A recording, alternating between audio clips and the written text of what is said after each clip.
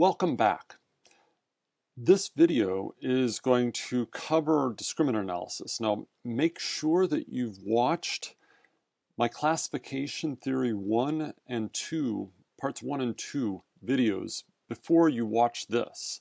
If you watch those, this video will be much easier to understand. Let me try to summarize what was in those two videos very concisely. So let's go over to my document camera for a second, and I drew out two pictures. So these pictures summarize what we covered in the classification theory videos. So I'm assuming that there are two classes of objects. So this would be the outcome variable, if you will. So this could be the person defaults in the loan. This is not default. All right, so we've got the blue distribution and the red distribution. And in my first picture up here, I've made it so that the standard deviations or variances of these distributions are the same. Okay, so the same amount of dispersion in the red distribution as in the blue distribution. Now, these are called class conditional distributions. So they just tell us if you know the class, so conditional on knowing the class, so blue or red, what is the the density, the PDF of the cases. Now we learned the maximum likelihood rule is assign a case X to the class with the largest class conditional distribution. All right, so what's very interesting to know then is when does f1 of x equal f2 at x? And we solved that equation and we found that there was a single solution. So this is the point where f1 at x equals f2 at x, and that's kind of obvious from the graph. This is where this curve meets this curve. And moreover, we showed that this was just the average of our two means. And so our rule then with the maximum likelihood allocation, assuming maximum likelihood allocation, is all of these observations. So any observation with an x greater than this mean is called blue. Any observation to the left of that mean is called red. All right, an equivalent way to think about this is find the distance between some x and each of our means, and then assign it to the closest one. So all points to the right of this line would go to x2. All points to the left of this line are closer to mu1, and we would call them red. All right, this is what we're going to call linear discriminant analysis, or LDA. So beware, LDA also stands for latent Dirichlet allocation if you're doing text mining, but for this chapter we take it to mean linear discriminant analysis. Now, another situation is shown by the figure on the bottom. Here, the red distribution was drawn to have much lower variance than the blue distribution. So sigma 1 squared is much less than sigma 2 squared. If we were to use the maximum likelihood rule, we would do the same thing as we did before, and we would find the point where these curves cross, and then any observation here gets called blue.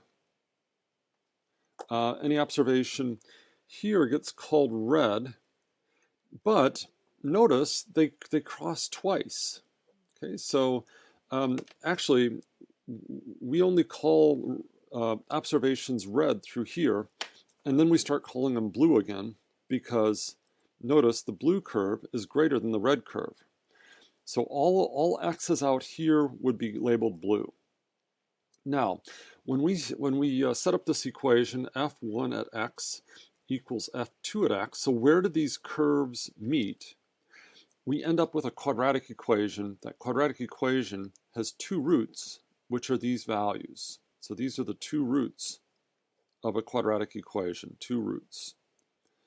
And this is going to correspond to what we're going to call quadratic discriminant analysis. So quadratic discriminant analysis allows for unequal variances, and because of unequal variances, we may have a situation where you have these two roots. Usually you have two roots, and you have a complicated decision boundary. It's a quadratic decision boundary.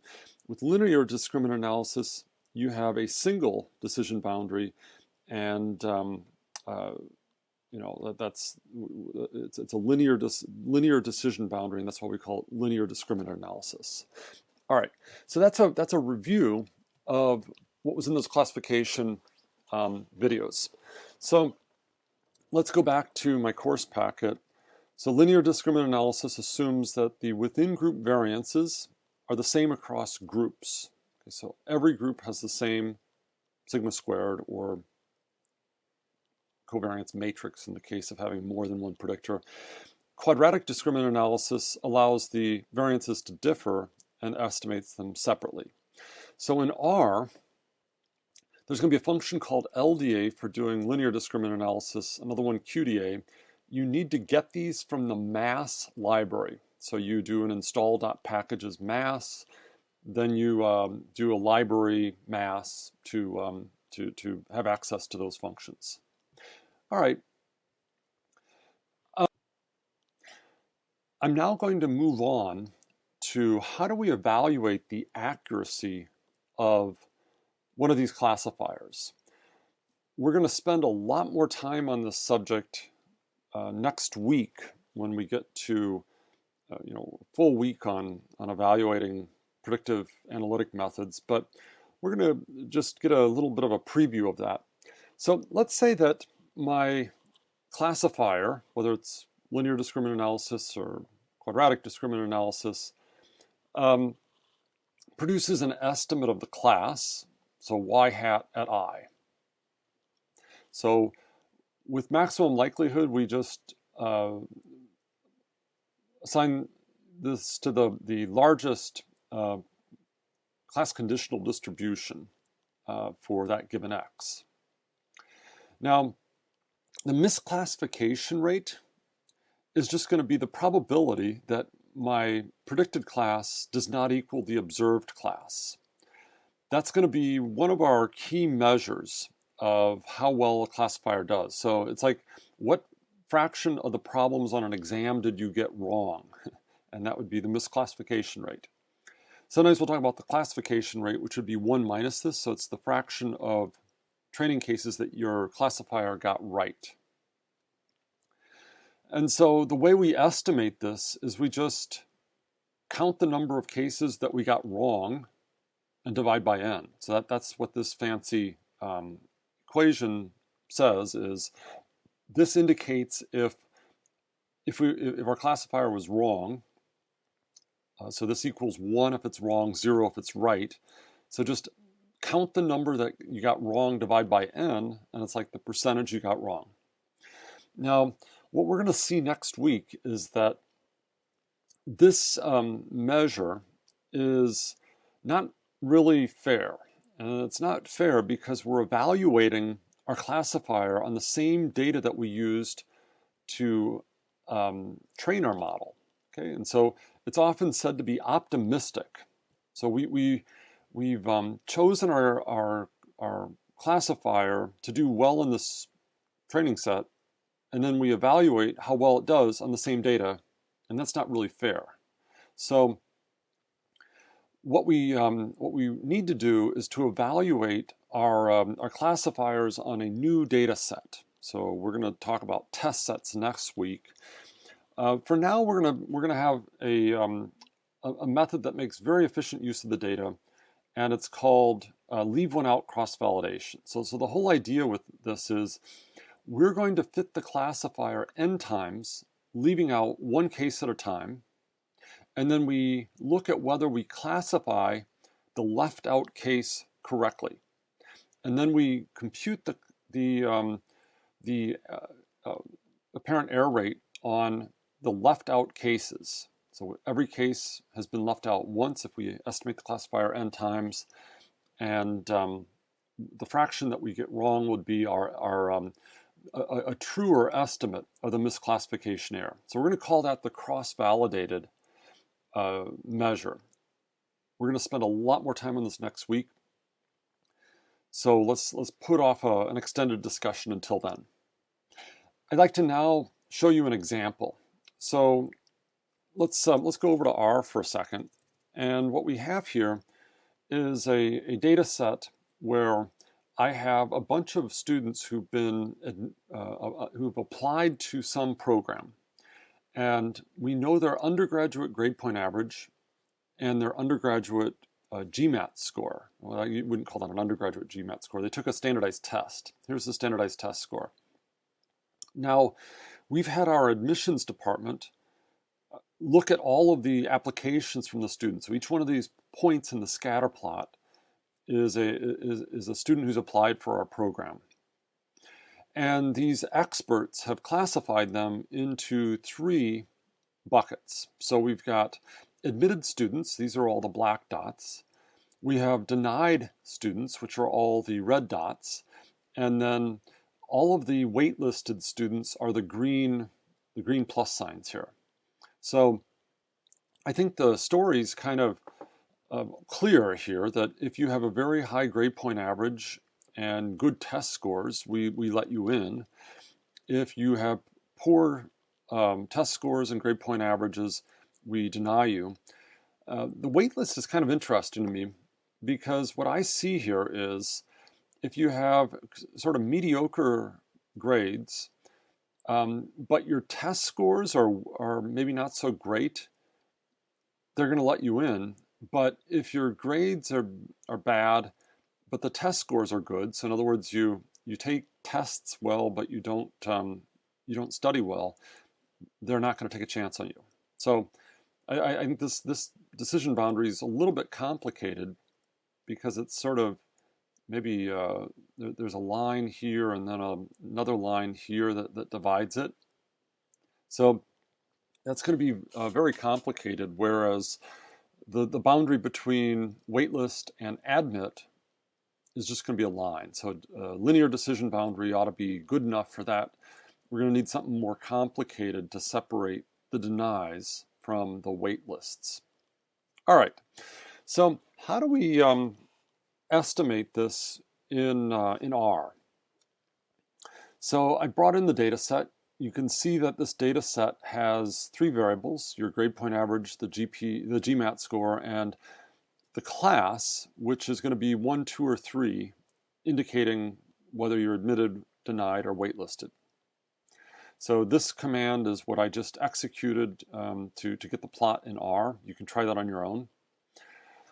The LDA function, so notice I first brought in the mass library. I've attached that. The LDA function takes a formula in the same way that LM or GLM, any of the functions we've already seen, takes it. So we're going to predict your admission status from these 2 predictor variables, give a name to the data frame. Now the third argument I'm passing in this case is whether or not to do cross-validation. So I'm going to say do cross-validation. So LDA is going to estimate this classifier n times, where n is the number of cases, and keep track of the number of mistakes on the left out cases. Now, here are the terms that come back from LDA. So class is going to be the predicted class under the maximum likelihood rule. Posterior gives the posterior probabilities, and you can look at the other ones. Call records the call that is right here. And what we really care about is what's called the confusion matrix. So the confusion matrix is simply a table showing the correct value. So this is the correct class versus the fitted class. So what's really important to note about the confusion table is the diagonal elements are the cases where the classifier was right.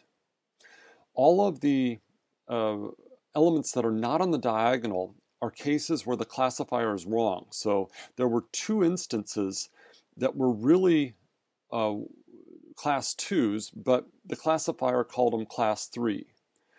So you can compute the misclassification rate almost in your head here. It looks like we've gotten 6, 7, 8 wrong out of however many total cases there are. Now, if you don't want to compute this by hand the way I just did, what you can do is a one-liner here in R. So here's the table command, and I'm going to extract just the diagonal. So diag, this will return 27, 26, 24, and we're going to add those up. So that would be the number of cases I get right, divide by the number of cases. So I would call this the classification rate instead of the misclassification rate. The misclassification rate would be 1 minus this, which would be 9.5% roughly. Well, let's do the same thing for QDA. QDA looks just like LDA, except I changed one letter in my command. And what you should note is that QDA gets a couple more cases right. So here we had missed 4, now we only miss 1. Here we missed 2, here we only miss 1. So notice my classification rate has gone up. Now I'm up to 95% right. And what you should connect with this is the geometric intuition. So the geometric intuition, again, comes back to the fact that the boundary between deny and waitlist cannot be a line. It has to be more complicated than that. Therefore, we expect linear discriminant analysis to have trouble. And so these are probably the cases that were misclassified with linear discriminant analysis, and they get we do a better job with nonlinear, with quadratic discriminant analysis, because the boundary is not a line. So that geometric intuition, I think, is really important to have. All right. We could also fit a naive Bayes, Gaussian naive Bayes classifier to this. Unfortunately, this package E1071 doesn't do cross-validation. So I'm not going to bother doing cross-validation for now. We're going to compare just what's called the training classification rate. So just estimate the naive Bayes estimator with all the data, compute the classification rate. It's going to turn out we don't do as well. But this is what you end up with. So what naive Bayes is going to do is it's simply going to compute the mean and the standard deviation of each of the x's, and then use those to identify the marginal normal distributions for each of the variables and multiply them. Okay, so we multiply the PDFs for GPA and GMAT to get our the values of the class conditional distributions, class conditional PDFs. All right, just to illustrate that this is all that's happening, let's go take a specific case. What this R command does is it computes the mean of GMAT by admission status. So we're going to compute the mean of GMAT by admission status. And so here are the three means for classes 1, 2, and 3. Notice those match the means that come out of naive Bayes. So that's all that first column is it's telling you the mean of GMATs for the three classes. The second column is giving the standard deviations. Well, let's go apply the standard deviation function now, and notice these numbers match up with that second column. So what I'd really like you to notice here is how simple it is to estimate one of these naive Bayes models. It's just a matter of computing means and standard deviations. So this method is very desirable because it's such a simple method compared to, say, requiring maximum likelihood for a logit model or some other nonlinear optimization routine for a neural network. Well, how did we do? And the answer is, this is not cross-validated. We are not as good as quadratic discriminant analysis. So QDA wins on this particular problem. All right. I've given you a lot more detail on this slide of exactly how the naive Bayes classifier works. So what I've done is I've inserted the means and the standard deviations that were on this previous slide. So take those numbers, and that's what these numbers are, where these numbers are coming from. Now, earlier I said we're going to multiply the PDFs for a given observation. So here's a given observation. I copy, here's the X, here's that would be X2. I'm multiplying these values to get the PDF for class 1, class 2, class 3, and then I show how you get the prior probabilities. So I take those values, divide by the sum to get the prior probabilities. Sorry, not the prior, the posterior probabilities. And so here are those posterior probabilities. So a person with these X values, grade point average of 296, GMAT of 596, has an 88% chance of being class 1, 2% chance of being class 2, and a 9.4% chance of being in class 3. So that's what the posterior distribution tells us, is these probabilities of class membership given the X. And so I've just shown you, if you wanted to see how this function from the library does the naive Bayes classifier, this is how it works. Now, I drew one more thing. This code is fairly complicated, but I decided to show you the code anyway. I should mention I stole this from the Venables and Ripley book, VNR 3 it's sometimes called. It's a very famous book on statistical models in S and R. Anyway, I've generated pictures of this scatter plot with the decision boundaries from LDA, QDA, and naive Bayes superimposed. So again, let's go back to the intuition I was emphasizing. LDA produces linear decision boundaries. So the boundary dividing the denies from the wait lists is linear, likewise between admits and denies. Whereas you can see the quadratic has a bit more flexibility. It's giving me a curve, and we can do a better job of separating the wait lists from the denies.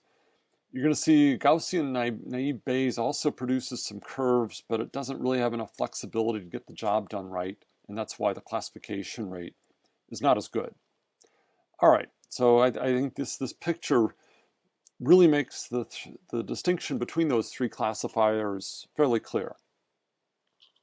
So the last thing I'll just mention is we've been assuming normal distributions up until now.